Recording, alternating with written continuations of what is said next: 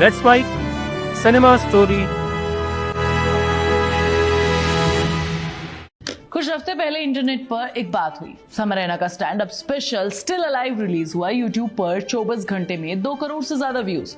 लोग खुश थे कि समय वापस आ गए, लेकिन उसी स्पेशल शो में एक जोक था, एक मजाक था जिस पर बहस शुरू हो गई। अभिषेक बच्चन ने रिएक्ट किया और बोला, कॉमेडी और डिसरिस्पेक्ट के बीच क्लियर बाउंड्री होती है। इंटरनेट 2 भागों में बट गया, लेकिन इस पूरी बहस में एक बात कोई नहीं बोल रहा। लेकिन इस पूरी कंट्रोवर्सी में एक सवाल किसी से नहीं पूछा गया। भाई, हर बार अभिषेक बच्चन पर इस तरह के सवाल उठाना कितना सही है? सालों से लोग ट्रोल करते आ रहे हैं, क्यों? उनके बारे में जोक्स बन रहे हैं, क्यों? मतलब ऐसा क्या किया है? एक आदमी जिसने गुरु, युवा, धूम, सरकार 5 जैसी फिल्में दी, जिसने इस साल फिल्म फेयर बेस्ट एक्टर का अवार्ड जीता, उसे बॉलीवुड का अंडररेटेड एक्टर क्यों कहा जा रहा है? आज वो पूरी कहानी मैं तुम्हें सुनाऊंगी। शुरुआत करते हैं उस मोमेंट से जो बहुत कम लोग जानते हैं।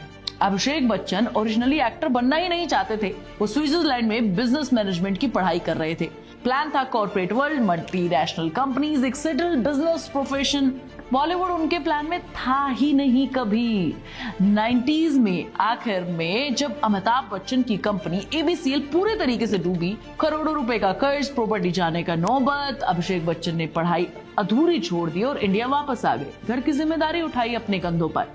2000 में JP दत्ता के फिल्म रिफ्यूजी से बॉलीवुड में डेब्यू किया। एक बात नोटिस करो, अभिषेक बच्चन को बॉलीवुड में आना ही नहीं था, कोई शौक नहीं था।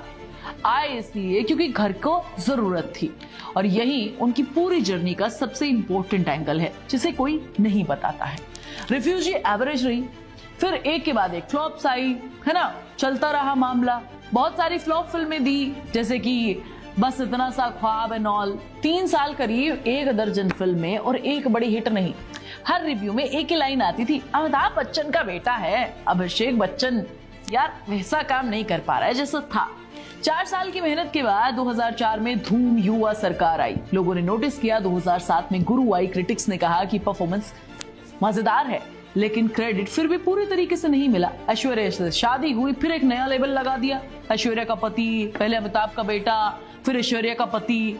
अभिषेक बच्चन की अपनी आइडेंटिटी हमेशा किसी और के नाम के पीछे लग जाती है। डाइवोर्स रूमर्स आए, अवार्ड कंट्रोवर्सीज, ट्रोलिंग, हर बार उन्हें प्रूव करना पड़ा है कि वो एग्जिस्ट करते हैं अपने दम पर। 2026 में उन्हें आई वांट टू टॉक के लिए बेस्ट फिल्म फेयर अवार्ड मिला है, बेस्ट एक्टर का। एक फिल्म जिसने उन्हें थ्रोट कैंसर के बाद एक ऐसे आदमी का रोल प्ले किया है जो बोल नहीं सकता। साइलेंट परफॉर्मेंस, और इस साइलेंस में जो दर्द था वो रियल था। अब वापस आते हैं उस सवाल पर। समय रैना ने स्टिल अलाइव में एक जोक मारा। अभिषेक बच्चन ने कहा, बाउंड्री क्रॉस हुई। पूरे एपिसोड में सवाल खड़ा कर दिया जिसका जवाब आसान नहीं। कॉमेडी में कितनी फ्रीडम होनी चाहिए? कॉमेडी एक ऐसा मिरर है जो समाज को उसका चेहरा दिखाता है, लेकिन जब वो मिरर किसी एक इंसान पर पर्सनल दर्द पर फोकस करता है तो सवाल उठता है कि ये कॉमेडी है या कुछ और। तो मुझे कमेंट करके बताओ, तुम्हारे हिसाब से कॉमेडी की वो लाइन कहाँ होनी चाहिए। मैं तुम्हें नेक्स्ट वीडियो में मिलूंगी। तब तक तुम चैनल को सब्सक्राइब कर लो, वीडियो को लाइक और शेयर कर लो। प्लीज बेल आइकन दबाना मत भूलना। आप सुन रहे थे let's mind more than radio. Follow कीजिए हमें हमारे सोशल मीडिया प्लेटफॉर्म्स पर। It's time for news. It's time for more than radio. Presenting the first radio news app, Let's Mic. Let's Mic, a news-based app on your phone where you get to watch and listen news, talk shows, interviews, radio show podcasts. On Let's Mic, you get all relevant information of TV, print, radio, podcast, and digital. Let's Mic talks about every segment of life.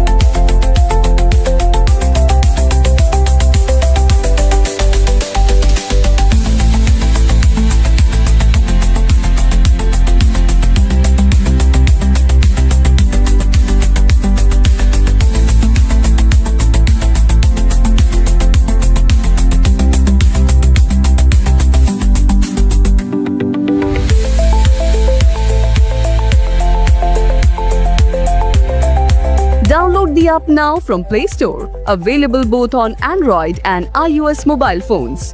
Follow us on YouTube, Instagram, Twitter, LinkedIn, Facebook, Telegram, WhatsApp, Snap.